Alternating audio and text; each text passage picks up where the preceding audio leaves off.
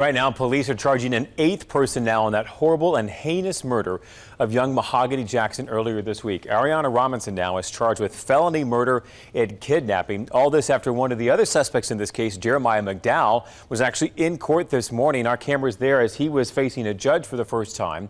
Prosecutors say McDowell shot and killed Jackson while attempting to sexually assault her. He is going to stay in the Jefferson County Jail. Court records show 6 other suspects in this case will be in court themselves Monday. Tonight, we're hearing from family members of Mahogany Jackson and District Attorney Danny Carr about this awful case and the impact it has had on them and their community. Bria Chapman is live tonight with what she's learning from that family. Bria.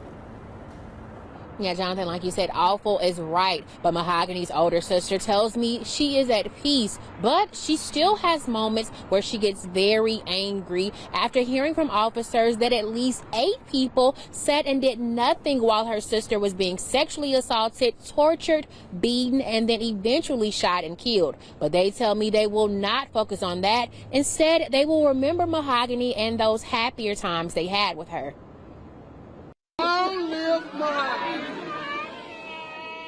We love you. She was our baby. Like, she was literal baby. The baby of the crew. We knew Hoggy.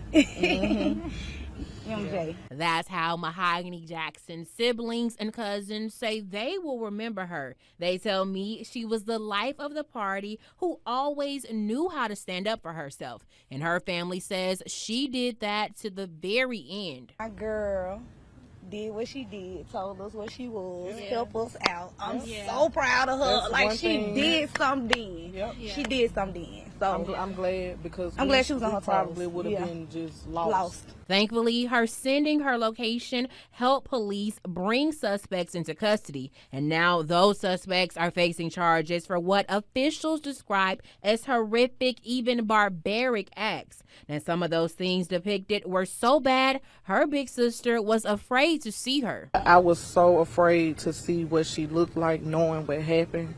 And my sister looked good, like she looked real good, and that warmed my heart. Like that was the most thing that I was worried about. But Maddox says she is angry about what happened to Mahogany, but right now she has to be there for her mother and her 3-year-old niece Nadia. Of course, she's taking it hard. You know, I that's my sister, but that's her daughter, and that's just a different type of pain. Right. And I have kids myself, so I just can only imagine. And what happened to Mahogany is being described by leaders like District Attorney Danny Carr as horrific and animalistic. On top of that, some of those things were recorded and they've been shared on social media. Something Carr says crosses the line. She has to live with this forever.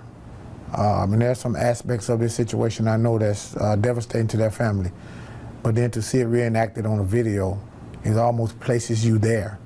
And then to see people continue to share it over and over. But at the end of the day, have some respect for them as well.